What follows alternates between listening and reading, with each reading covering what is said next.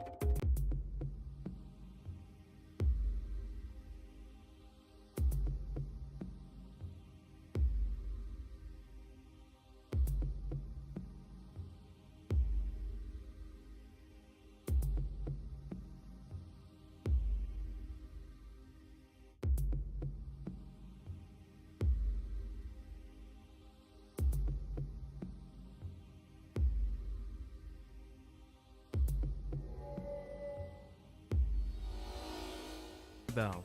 Thank you so much, Jake, and welcome back to Community Comment. We're talking with BJ DeMaa, the fire chief in Waupun. If you have any questions or comments about staying safe, either from a fire standpoint or from an emergency standpoint, you can get all your questions answered right here. You can call or text us at 920-887-9595.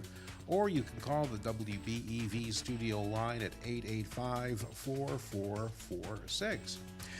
Well, we're talking about springtime, and the springtime is planting time, and we are definitely an agricultural area, and it'll be time to that presents some challenges, not only for farmers themselves, but for those of us who share the road with farmers.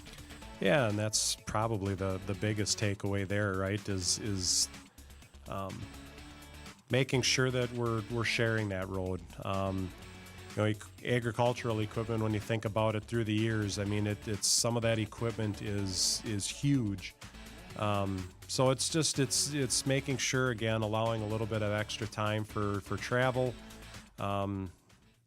expecting that you may come across some agricultural equipment, but they take up a lot of space, and they're out there doing their work too. So kind of need to learn that good road etiquette, and how do we all get to the place that we need to get to so that the work can get done.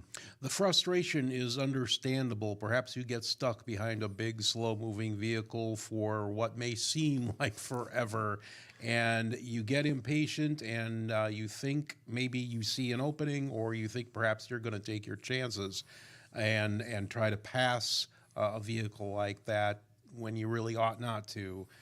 Things can go south quickly. Yeah, and that's, we see that happen in a number of different situations each year. Reports of a vehicle goes to pass a piece of equipment, and that piece of equipment ends up turning into the field driveway that, is right there. So you end up with impact crashes, understanding that they're slower moving vehicles. So at highway speed, 55 miles an hour, you can come up on those vehicles a little bit quicker maybe sometimes than you think you're going to, and especially if they're, again, slowing down to turn. It's just trying to avoid those things that are very preventable. Now, operators of agriculture vehicles, they have some responsibility too, don't they, to try to minimize their footprint, so to speak, on the road? Yeah, they do. You've seen, I think, as technology has improved, the lighting on vehicles is much better. A lot of the wagons and equipment that are getting towed, they do have flashing lights on it now. They do, in some of the newer equipment, there are blinkers so they can indicate if they're going to be turning. So I think our folks in the agriculture industry, they do their best to try and make their intentions known. It's that interaction of, again, vehicles traveling at a very high rate of speed and those that are not. We were just talking about passing vehicles, and I think that is one important thing for the traveling public to remember, is that it is against state law to pass an agricultural vehicle in a no-passing zone. Even if it's clear, they're traveling at a much slower speed, that is still an illegal thing to do. Okay, let's talk about some other spring driving hazards. Spring presents a lot of challenges when you're behind the wheel. Yeah, for sure. We talk about wet roads, and it's some of those same winter driving habits. Those are things that we should really see translate into spring. And we start talking about heavy rainfall, understanding that water, it can pool on the roadway. So making sure we got good tires, that we're not running into instances where hydroplaning becomes an issue. If you see standing water on a roadway, we always talk about turn around, don't drown. It does not take much current, even for a bigger vehicle, to get that vehicle to move. Plus, you never know, is there a hole in the roadway? Has a manhole, has it become displaced or dislodged as a result of whatever caused the flooding to occur? It's safest to not take that risk and try to drive through that. Certainly, certainly. I think one important factor to keep in mind if you're tempted to try and power through what you think might be enough water to get through is that if you get stuck, today's cars are very computerized. It's just not a question of just waiting for your undercarriage to dry off. You've probably done irreparable damage to the electronics in your vehicle if you get them wet. Yeah, especially if you get stranded in, let's say you're thinking it's 6 inches. Well, let's say it's, a foot or more of water. Yeah, it can certainly cause problems. In addition to the fact that, again, depending on, is there a current involved? Is there, whatever the hazard may be, if rescue workers have to go out and get you out of that vehicle, yeah, we understand the risks that come with our profession, but it still places it places responders in a risky situation that was very preventable. Yeah, it would seem counterintuitive, but crashes tend to spike this time of year when the weather gets nicer. You'd think that would happen when the weather gets worse, but it's actually this time of year is a time to be careful. Yeah, and I think you start seeing more traffic on the road, and again, it's all these different variables. You've got, there's more farm equipment out. We talked about that. You're going to see motorcycles are going to end up coming out soon. In fact, prior to this blizzard, you were starting to hear that rumble a little bit. Oh yeah. UTVs and ATVs. Too. UTVs, ATVs, bicycles. There's people have been cooped up for 3-4 months. They're ready to get out. They're ready to enjoy that beautiful weather, and it's just it creates more activity. And with more activity, as a driver, we've got to have far more focus on the road, what we're doing behind that wheel, and understanding that. I always say I trust my skills. I don't know what the other driver is doing. So it's being prepared for. Certainly. The unexpected. How about potholes? They certainly come up unexpectedly. Is there much you can do except, keep your eyes on the road and be aware of your surroundings? Yeah, I think that's probably the most appropriate. It's again, you can kind of see them as you're going down the road. So make sure you're driving at a speed appropriate, that if you do see something bigger, you've got time to adjust and not send your wheel through that, and the potential outcomes can be significant damage. I can speak from personal experience. We need to take a quick break here for the news, but we will be right back. We're talking with Waupun Fire Chief B.J. DeMaa on Community Comment on 95.3 WBEV, powered by Daily Dodge. You can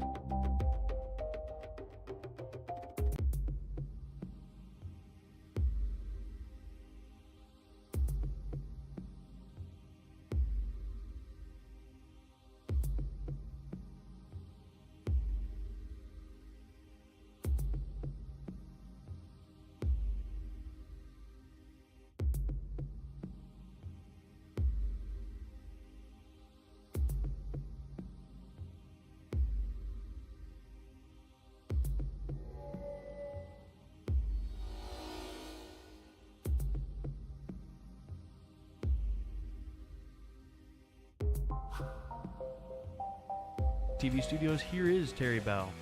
Thank you so much, Jake, and welcome back to Community Comment. Our guest today is Waupun Fire Chief B.J. DeMaa, and talking about staying safe for this time of year as winter transitions into spring. If you have any questions or comments for BJ, we invite you to join the program. You can call us or text us at 920-887-9595, or you can call the WBEV studio line at 885-4446. We're just talking about driving in the springtime, but that's not just vehicles. We're talking about people of all ages on their bicycles. Yeah, it's, again, kind of getting used to sharing the road together. So I think it's important just for parents to kind of go through those checklists with your kids. We talk about the importance of bike helmets and, how they can prevent head injuries this time of year, and really whenever you're riding your bike, any time of year. But making sure kids know that if they're in the street, that they're looking both ways before they're crossing, that they're doing it at designated crosswalks, and for the motoring public, just to be on the lookout for young kids that, maybe don't understand all the rules of the road yet, so to speak. And, the last thing you'd want to see happen is a child ends up scooting out between vehicles and, it gets hit. That's the thing we're trying to avoid. Yeah, especially I would think in residential neighborhoods where we might be lulled into complacency, into thinking just because we're driving slowly means that there's no reason to be concerned. Yeah, it's, we always talk about distracted driving and just the importance of making sure that your attention is where it needs to be, and that's what's in front of you. Mm-hmm. And, we talk about young kids, but also, too, a lot more people are, very active bicyclists all throughout their lives. And it might not be unusual to see someone out on the highway on the shoulder on their bike. And more places are getting designated bike lanes, but, it's not a big mode of transportation for the population, but more and more people are getting around on their bicycles. It's important to be aware that they're there. Yeah, and you're right. You see more of the bike lanes, which is great. It's a designated area for bikes to operate in. I think how the bikes have changed as well, and I guess it dawned on me a little bit now that you mentioned that. With your e-bikes, I think you do see more folks that, that now becomes maybe a little bit more of an alternative for them where, it's not that physical exertion where, okay, if I go for a 3-mile bike ride, I got to pedal the whole time. Yeah, you can get pretty e-bikes right. It makes a long bike ride a lot less physically tiring. Yeah. And I think that has led to, when you think about bike traffic, I think you do see a little bit more of that. And e-bikes, again, that it may make it more of an option for folks that, just your standard pedal bike maybe wouldn't be for them. Good point. Let's talk about severe weather preparedness. Before you know it, we're going to be hearing about tornado watches and warnings, and we're almost a year away from May 15th, which was a terribly devastating day and night last year here in this area. So, here we are mid-March, so we're coming up on it. Yeah, in fact, you could argue we're already into it. You think, what was it? Probably, I think it'll be 2 weeks ago this Friday, we were having a conversation around the possibility of some severe weather. Michigan got had 3 different tornadoes that caused significant damage over there, as well as, already in the Midwestern part of the country, they've already had some pretty devastating tornadoes. So we're definitely into that time of year. It's a great opportunity. Make sure your NOAA weather radios you've got those in your home, that they're working properly. The technology, again, cell phones that we carry, weather alerts come in on those. It's important to understand if your phone has that it is turned on. You do have the ability to turn that off. So if that's something you do during the winter months, now would be a good time to turn that back on so that you're getting those alerts as well. And yeah, by middle of April here, we'll be going through our state severe weather and tornado awareness week. That'll happen April 13th through the 17th. And then usually on that Thursday, so the 16th of that week, they'll do their mock drills where they do the simulated tornado warnings at 1:45, which allows folks to be able to practice it at work and at school. And then at 6:45, which will give folks at home an opportunity to practice their plans at home. That is a great reminder. One more time, what is that? Yeah, it'll be the week of April 13th, so April 13th through the 17th, and then those drills will take place on Thursday the 16th with a backup date of the 17th if we were to have severe weather on Thursday. Yeah, that's a great opportunity to make sure you're ready for the severe weather season. I imagine weather radios are pretty easy to come by, but I'm guessing only a small minority of homes actually have them. Yeah, it's something I guess I wouldn't have the data to know, at least in the city of Waupun, how many people do have them. But I guess I would encourage folks, if you don't, think of it like an alarm clock, right? You know, in the middle of the night, if severe weather is approaching the area, that's going to go off much like an alarm clock. You could call it a smoke alarm. When something is near to the area, you're going to be alerted and you'll be able to get up to speed as quick as possible. What's the biggest mistake people make during severe weather? I think the biggest mistake is the failure to plan. You know, we always talk about having kind of that emergency kit. So, you know, a battery operated radio that if power's knocked out, you know, they're going to be able to at least get information, whether, you know, it's through the local radio station. But that it's the lack of planning that we typically see. Folks don't know where they're going to go. They don't have a radio. They don't have some of those emergency supplies that you may need. You know, if power's going to be knocked out for a period of time, do you have some drinking water? Do you have some snacks? Little things like that. We always say, you know, if there was a need to evacuate, we always encourage folks. There's the 4 Ps: pills, purses, pets, and phones. You know, those would be the things that you would be asked to immediately grab. So, you know, with that mindset, do you know exactly what you would take if you were told you need to be out in 5 minutes? So a little bit of planning on the front end can eliminate a lot of confusion on the back end. We're talking to Waupun Fire Chief B.J. DeMaa about staying safe in the springtime.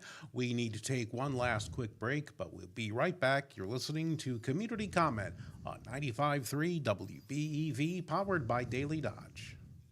If you love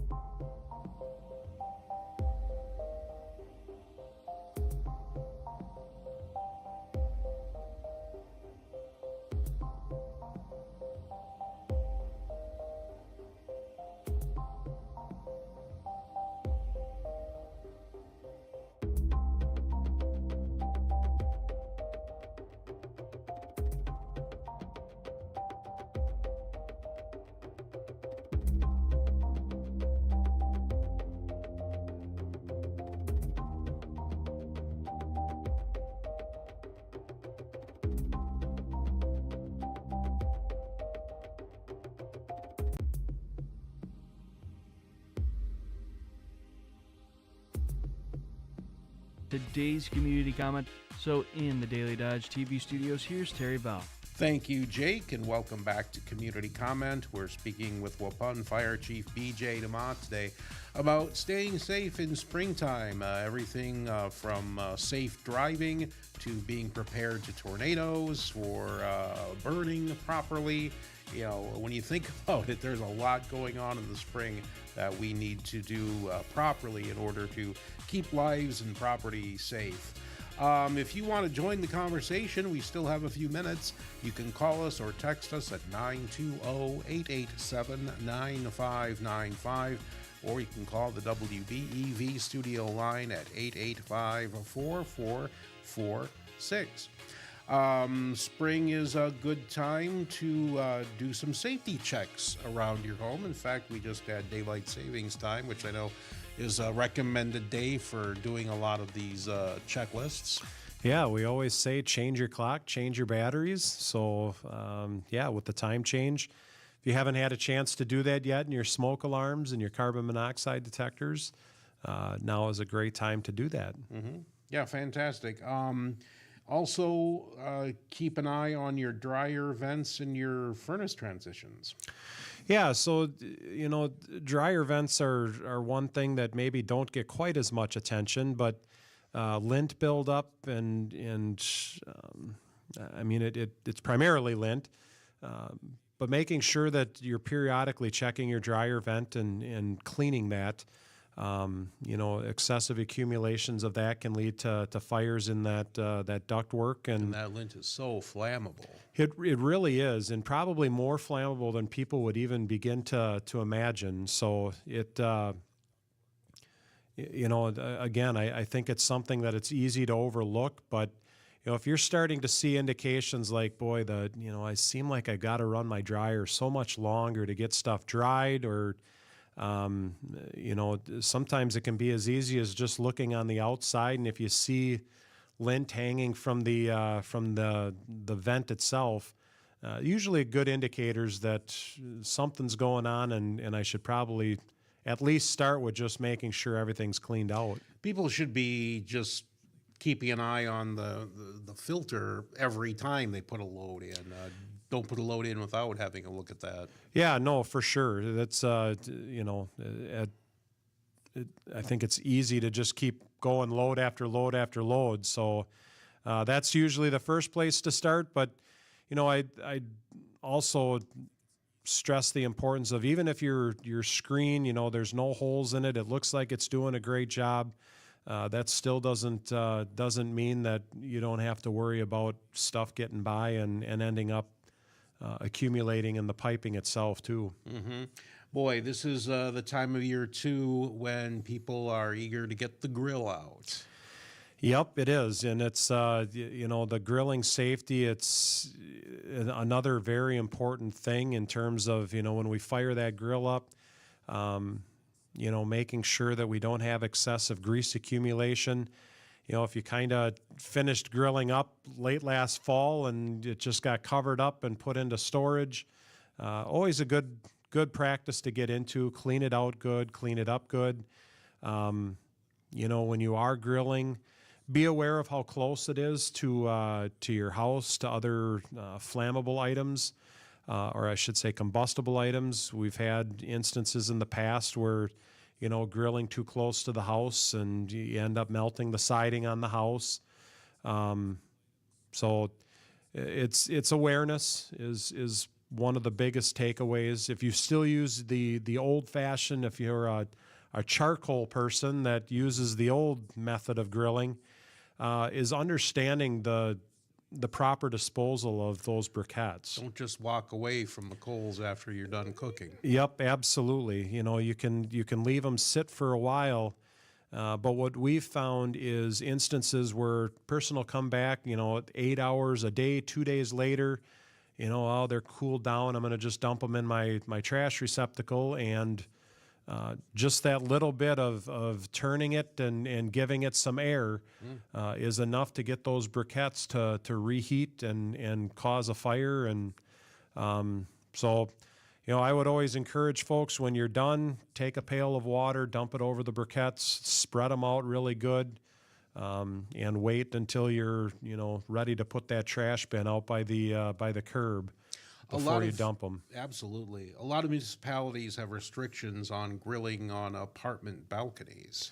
Yep, that's actually so fire codes. When we talk about our fire inspectors going around doing fire inspections, on apartment balconies, grills are prohibited.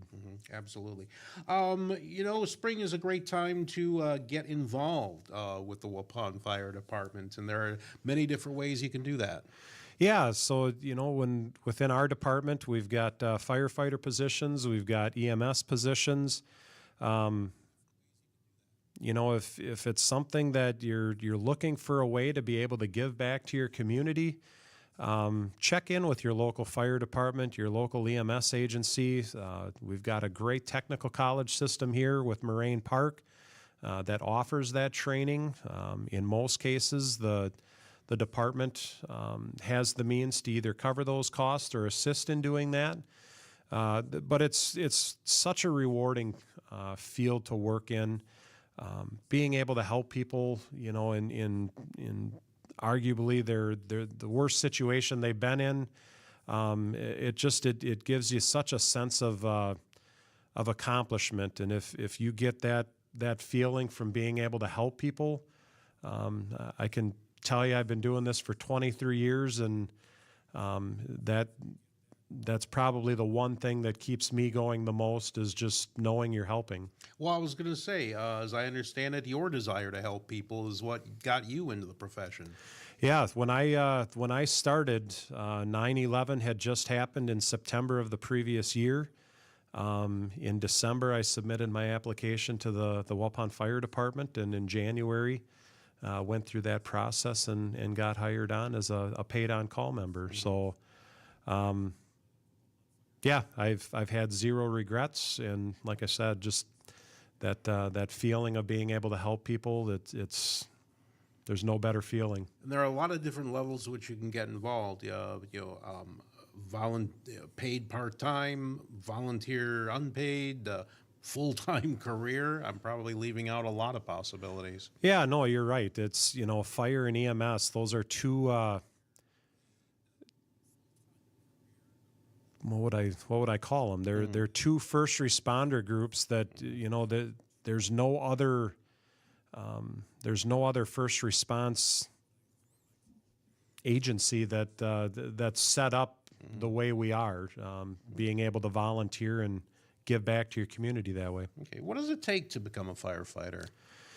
Yeah, I think it's, there has to be that commitment to putting in the work. I'm not going to lie, whether you're in it as a career, whether you're in it as a volunteer, we always say that fire doesn't discriminate. It doesn't care that, it's you're a volunteer firefighter, so, I'm going to burn differently than I would for a career firefighter. So it's putting in the work that it's going to take to do that.